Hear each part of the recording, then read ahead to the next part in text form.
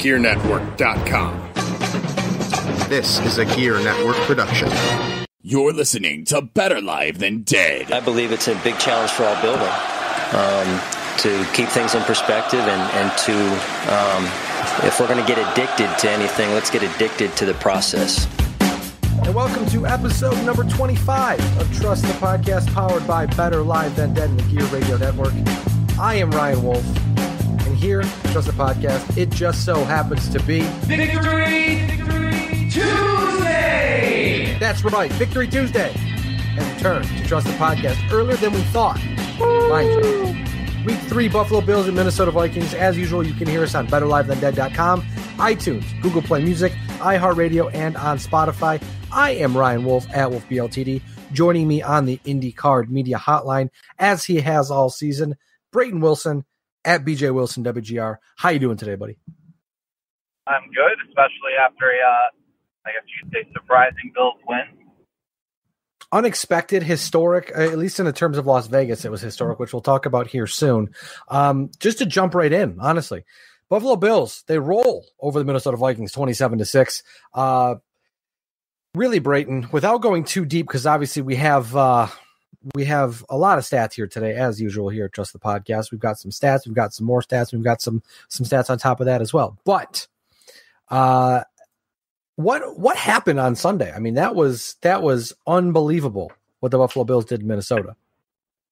I think unbelievable is the correct word. I think another word might be flabbergasted, just because I don't think anyone predicted what the Buffalo Bills were going to do on Sunday in Minnesota, of all places, one of the toughest places to play in the entire NFL. They came out, they got a scoring drive right off the bat, thanks to, in part to some penalties by Minnesota. But that's what good teams have to do, is they got to try and take advantage of the other team's mistakes, and that's what the Bills did. And then they, Josh Allen looked pretty good on offense. They were clicking on defense. They were clicking. Special teams, they were clicking. Everything that could have went right for the Bills pretty much went right for Buffalo on Sunday, and they were able to dominate from start to finish and come away with their first win of the season. And it's really funny to point out here, as we have seen on Twitter this week. First pointed out by Cameron Boone at LIL Boone. I don't know why I could have just said Lil, whatever. Lil Boone. Since the retirement of Vontae Davis, the Buffalo Bills defense has allowed 9 points in 6 quarters. So that's not bad. They've done well. It almost seems to me like it was an addition by subtraction, where this team has kind of rallied around, whether it was getting their asses absolutely handed to them or the fact that they had a player just walk out at halftime. Whatever it is, they rallied around it. And to jump into the 3 big things here, Brayton, Sunday, as we mentioned, was statistically historical. Now, if you'll follow along with me real quick, I've got a handful of stats here. First off, the Buffalo Bills' victory on Sunday snapped a 24-game winning streak of teams favored by 17-plus points. The last team to lose was Dallas versus Washington in 1995. Per Bill Barnwell, at Bill Barnwell on Twitter, teams who were underdogs of 15 points or more since 1990 were 4-91 before the Bills' victory on Sunday. Per RJ Bell, right, at RJ in Vegas on Twitter, the Bills at plus 16.5 are the first 2-touchdown underdog to win an NFL game by more than a touchdown in modern point spread history. Also, a neat little stat for you here.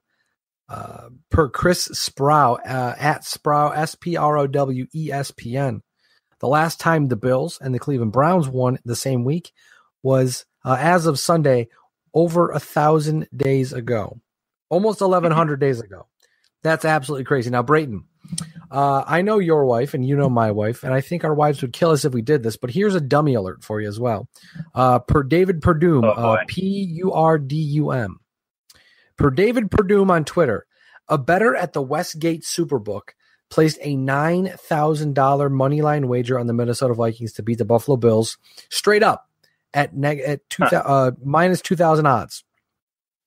Now, first off, that's a crazy bet. But second off, if the Bills had lost, the guy would have won $450. Doesn't sound like a smart move, but at this point, like I said, statistically, it was a historical victory for the Buffalo Bills on Sunday. One of the, like I said, one of the craziest victories I can remember. It might be, if this were still the drought, I would say it was probably the biggest road win of the drought, but that doesn't exist anymore. So I guess the post-drought era, clearly it's the biggest road win. But I would say, since I was a Bills fan, after the Music City Miracle, this may be the biggest, most surprising performance we've had from the Buffalo Bills, considering what they were up against. Right. It certainly seems like one of the most surprising outcomes of a Bills game in recent memory. I think last year's Falcons game is another one that ranks right up there as well, just because, again, it was one of those situations where not a lot of people were picking one of the top teams in the NFC, especially if the Falcons, who were coming off a Super Bowl appearance. Not a lot of people were picking the Bills to beat a team like the Atlanta Falcons, and let alone also going into a hostile environment like they have down there at the Mercedes-Benz Stadium in Atlanta, and they've got a good atmosphere as well. But I mean, this was a team, Minnesota, that a lot of people were picking as the NFC contender to play in the Super Bowl this year. I don't know how many people were exactly picking the Falcons last year, but I know that for a fact with the Vikings, just a lot more people were picking them to be Super Bowl contenders, and it certainly came as a surprise. I think it was a surprise to me when the Bills even just got out to a 10-0 lead, and then when they made it 17-0, it just opened my eyes a little bit more, and kind of just made me a little more excited and a little more just kind of, what the heck is happening right now? But certainly ranks up there as probably one of the most surprising wins in the most recent history of the Bills. And I think for me too, as I'm watching it, I'm like, as time went on, I was like, okay, it's 10-0, like you said, 17-0. Okay, they got a 20-point lead. They got a 20-plus point lead. And I'm like, this is I was worried, to be honest, because, I know how potent the Vikings offense is. The offensive defense did not have it. We'll talk about that here in a minute. But, man, to just kind of gloat about the Buffalo Bills and just kind of live it up for a few more minutes. I know it's Tuesday, Victory Tuesday. So at this point, people have kind of washed themselves with the victory. They were very happy Sunday, very happy on Monday. Today, it's kind of gone back to do you believe that it can happen again? Because hey, the Bills head to Green Bay to take on the Packers, which we'll talk about here towards the end of the podcast. But just to start on the second of the three big things this week, Josh Allen, as it stated in the podcast notes, Josh Allen, my quarterback. Now, he didn't tear the cover off the ball by any means. I mean, 15 for 22, 196 yards, 1 touchdown, 10 rushes for 39 yards and 2 touchdowns. But I'll tell you what, he was incredible on Sunday. I mean, he made the throws he needed to make. He ran the ball when he needed to run the ball. He had a couple mental mistakes, as expected with a rookie quarterback. But, hey, he did what he needed to do, and damn, I mean, this is a good starting point. I know I've been very much a teeter-totter on Josh Allen in terms of, do I believe he's going to be good? Do I believe he's going to be bad? Whatever. But at this point, I mean, it starts to trend upward a little, And another funny thing to point out here too, Brayton, Josh Allen leads the Bills with 97 rushing yards on 22 carries. Now, the two things I want to point out to you, Brayton, that we've all talked about all week long, well, all week being Tuesday, Sunday we've talked about, the diving Superman-esque rushing touchdown, and then that heard around the world over 6'5" Anthony Barr. Man, I don't even know how to describe those two plays, because those are things you do not see out of a Buffalo Bills quarterback. No, you don't see much out of a Buffalo Bills quarterback, anything that Josh Allen has provided for us in the preseason and the 2.5 weeks that he's pretty much played. Look, I mean, Josh Allen, his performance on Sunday is exactly what Bills fans are waiting to see in a franchise quarterback that we haven't seen probably since Jim Kelly. Now, granted, I don't think Jim Kelly's ever was able to hurdle a 6'5" linebacker and make it look relatively easy. But, I mean, Josh Allen's doing the things that you want to see your quarterback do. He looked confident in the pocket. I think it was said a ton yesterday during all the press conferences that won Bill's drive that he showed lots of poise in the pocket. He was confident in the pocket. He stepped up. He was able to get rid of the ball at a decent time. And I think this week he was only limited to 3 sacks, which is a huge improvement from the first couple of weeks that he was playing. But man, just seeing Josh Allen succeed the way he did, and seeing him show the potential at what he can be for the long term for the Bills was incredibly pleasing to watch. It was very, very fun to watch, and I'm looking forward to seeing not only next week's performance, but how he's going to look the rest of the year, and if he can continue to perform at the pace that he did on Sunday in Minnesota. Now, to point out here, too, Josh Allen was just the 3rd rookie quarterback in the Super Bowl era with at least 2 rushing touchdowns and a passing touchdown in the first half of a single game. Russell Wilson in 2012 and Virgil Carter in 1968, the only other quarterbacks to accomplish that in National Football League history. Now, looking at Josh Allen, I mean, it's a stepping stone, like we said, but the one thing we can be sure of, we can be very confident of, is that the Buffalo Bills defense will not be as bad as it has been. They showed us on Sunday what they can do, and we knew the first 2 weeks that the Buffalo Bills defense certainly they had a lot of room to grow because they were very, very, very bad. Now, we can kind of pull one out for this defense in our third big thing of the week. Kirk Cousins most certainly was having a bad day at quarterback. No doubt about that one. But what the Buffalo Bills defense did was take advantage of that. Now, the one stat I forgot to include here was that I believe the Vikings only ran 4 rushing plays all game, attempted 6 rushes in total.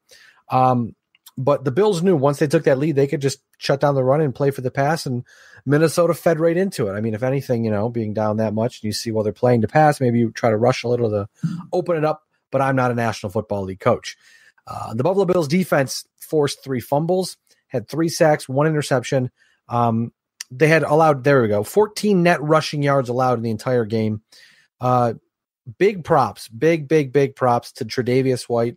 Despite the fact that personally Stephon Diggs was on my fantasy roster starting, I shouldn't have done that because I should have known better.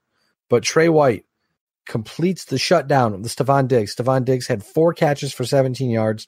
And to kind of break that down a little more, Stephon Diggs' longest reception, 7 yards. Now, to point out 2 very, very good performers, this was pointed out by Cover One on Twitter. Pro Football Focus says Jerry Hughes recorded 10 quarterback hurries, 2 quarterback hits, 1 sack.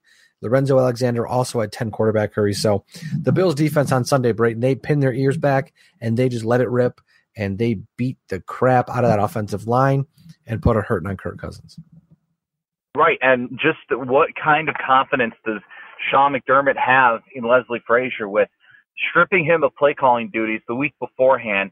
He takes over, and then this week he just decides, all right, Leslie, go out there and call a good game, and he does that, and man, Frazier called maybe one of the best games of his career, arguably. I mean, shuts down a team that has a quarterback in Kirk Cousins who, yeah, at times he can be very much the Kirk Cousins that we saw, missing throws and not making the right decisions, but most of the time we see Kirk Cousins play at quarterback, he's making good decisions. He's making good throws. And with the weapons that he has in Minnesota, he's been set up to succeed for the long term. So, I certainly was not expecting this type of performance from the Bills defense, let alone from the Bills period. But, I mean, Leslie Frazier goes out there. He calls a brilliant game. Jerry Hughes, once again, continues his impressive 2018 campaign, was all over the Minnesota backfield, beating linemen to get to Kirk Cousins or get around Kirk Cousins to put pressure on him. I think there was a stat from Pro Football Focus as well, is that Jerry Hughes is tied for the most. I'm trying to remember what that stat exactly is. If it's getting to the quarterback or something like that, or quarterback hurries, he's tied with the most in the NFL with Khalil Mack. So that's just putting into perspective how well of a season Jerry Hughes is already having, and we're just 3 games in. So great performance by the defense, great play calling by Leslie Frazier, and hopefully the Bills are able to keep it up for this upcoming week against the Packers, because they're going to have a tough challenge once again. I also do want to point out defensively, a big game for Kyle Williams, not just because he played in the game, but it was his 170th game as the Buffalo Bill, tying him 10th all-time in franchise history with Kent Hull. It is the 165th career start for Kyle Williams, which puts him 5 starts shy of 4th all-time in franchise history, also Kent Hull. I know it's kind of a jump there, but I figured, hey, there's some continuity there with Kent Hull. But hey, I'm actually looking right now to see if I can find that Jerry Hughes stat. I can't seem to come across it here. Yeah, I can't find it. Someone can tell us about it. We'll talk about it next week. But yeah, Jerry Hughes has been fantastic this year already. And I mean, the thing about Jerry Hughes that makes him so good is on most of the plays, he wasn't going for the quarterback. He wasn't going for the sack. He was going for the ball. And a couple strips. He had the strip sack that was beautiful, where you could see he hit the corner, hit the offensive lineman, turned the corner, and had his hand out and just slapped that ball out. And that's all that matters. Getting that ball, and switching the field, and it really did help Buffalo out to continue their momentum, because Buffalo could have taken an early 10-0, 17-0, 14-0 lead and then lost it, but they kept the foot to the floor and they kept putting the pressure on, and it turned out real damn well for the Buffalo Bills. Now, real quick to point out, there's not really much to talk about here. It's our 3.5 big thing. LaShawn McCoy quest for 11K. He missed the game due to his rib injury, still sits 29th all time. 179 yards behind 28th place, but we will see what LaShawn McCoy does when he comes back to the lineup. Not sure if he'll play this weekend, but it looks like so far he may be questionable at best for that game on Sunday. Now, looking ahead, brought to you by 20. Real quick, I have the stat here from Absolutely Jerry Hughes. Yes, let me just pull this up real quick. I retweeted it, remembering earlier. Here we go. Applying pressure, edge quarterback pressures. Jerry Hughes is tied for first with Khalil Mack for the most edge quarterback pressures in the league through the first 3 weeks of the season with 20. The next highest person is DeMarcus Lawrence, I believe, of the Cowboys with 17. Yes, that's impressive. Yeah. And I mean, Jerry Hughes has his moments. He has his warts where he may struggle for a few games or may kind of disappear on the defensive line, but it really goes to show you that there is a lot of talent on this team. They just have to figure it out, and it may take some time, but then again, it also may this may be a nice building block for sure for the Bills to come, especially like we said, we keep mentioning it, a big matchup coming up, which we're going to talk about here in just a second. But oh man, Jerry Hughes, just watching him play Sunday was beautiful. Mm-hmm. Work of art. Now, looking ahead, brought to you by 26 Shirts, as my cat sits here and she chews on my hand. The latest 26 Shirts, Buffalo Volume 5, Shirt 24, Hurdle Ave, spelled Hurdle. It's a play on the road in Buffalo. It's also a nice little ode, a nod to Josh Allen's performance on Sunday. It's made to look like a Nike T-shirt. It looks fantastic. Dave Servey, the creator of the This Is Fine T-shirt, or Our Sports Teams Are Fine T-shirt, did this one and crushed it, absolutely crushed it out of the park.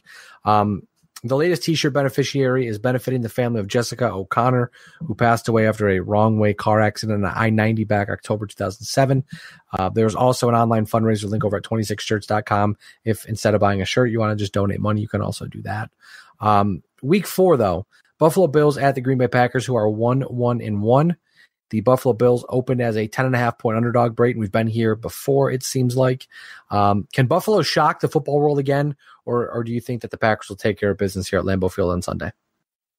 I think the key to this game is that the Bills have to get to Aaron Rodgers just like they got to Kirk Cousins. I think if they can get to Rodgers, who's hobbled a little bit with his knee injury, I think that can disrupt things just enough for them to have a chance.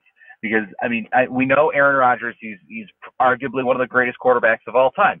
He's a guy that, he is better than Kirk Cousins. He can, hit his targets, and he is way more accurate. He's more of a playmaker. But, again, he's hobbled, he's injured. So if they can get to him, if they can, do enough to disrupt what he's trying to do and take advantage of him being a little banged up, they have that slight chance. Because, again, the Packers defense, They're okay, but they're not great. And then you look at just how, the offense, the weapons around Aaron Rodgers, again, not great, but Aaron Rodgers makes that team. So as long as the Bills can disrupt Aaron Rodgers and continue to get production from the offense, if Josh Allen can go out there, repeat what he did in week 4, I think their chances are pretty good. But with that, I still don't want to bet against Aaron Rodgers. That's where I kind of that's where I come off the ship here of, the high riding ship. And I'm going to say that it's going to be close, though. I wouldn't have, pegged that last week. I would have said this would have been a blowout too. But I'm going to say the Packers win 24-21. And the Bills give it another fun ride, but I think they're just going to come up just short against Aaron Rodgers this week.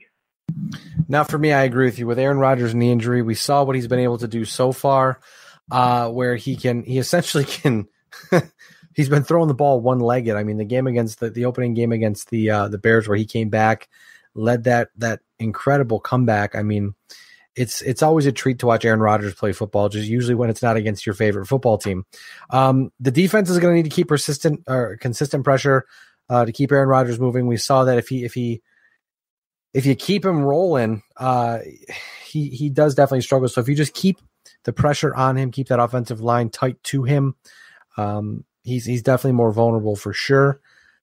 Defensively, I know the Packers lost Marshall Newhouse, which is or not. They didn't lose Marshall Newhouse. They lost Mo Wilkerson. I'm looking ahead over here. They lost Mo Wilkerson to what has been deemed a significant ankle injury, and from the sounds of it, he had surgery the night of the game. So I'm presuming that it's pretty bad, but he'll be done for the year. That's a big defensive lineman that the Packers will be without. But I think if Shady can come back and he can be strong and give him, even 75%, 80%, Josh Allen's got to keep rolling with that confidence. We saw how the Bills used Chris Ivory last week, and to see Chris Ivory be used that way, but being LaShawn McCoy may even make this offense just a little better.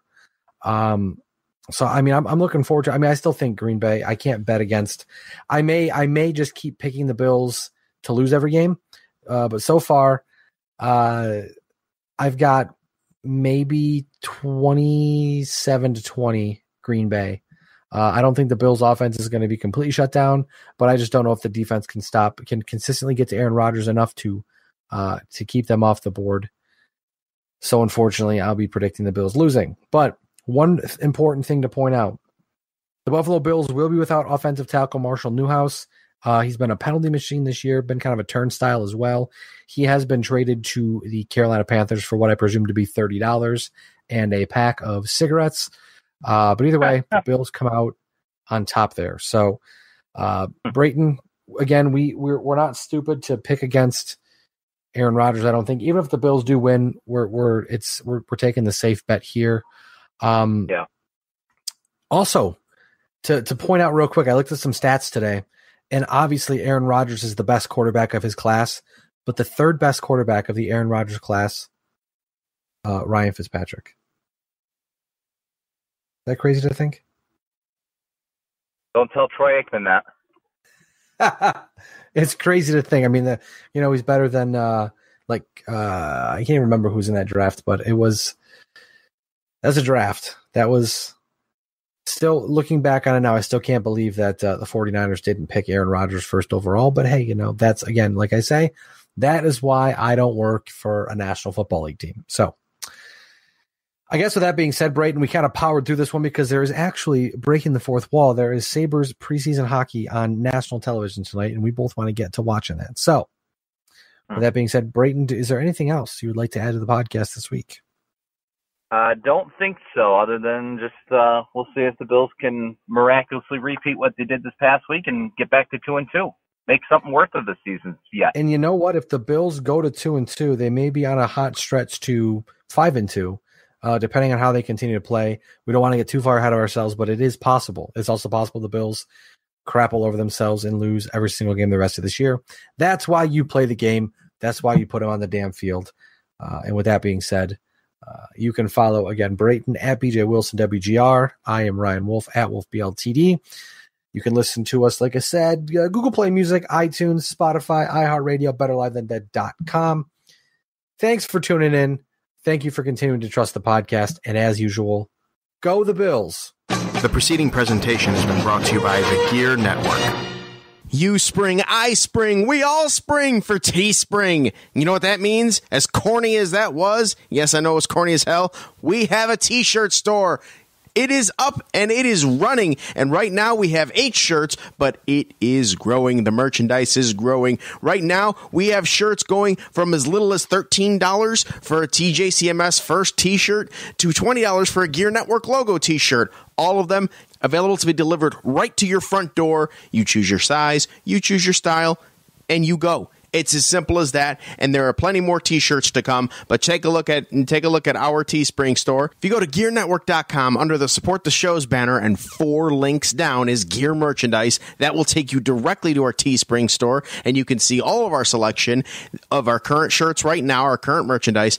Thank you again for all of your support and using our links on gearnetwork.com.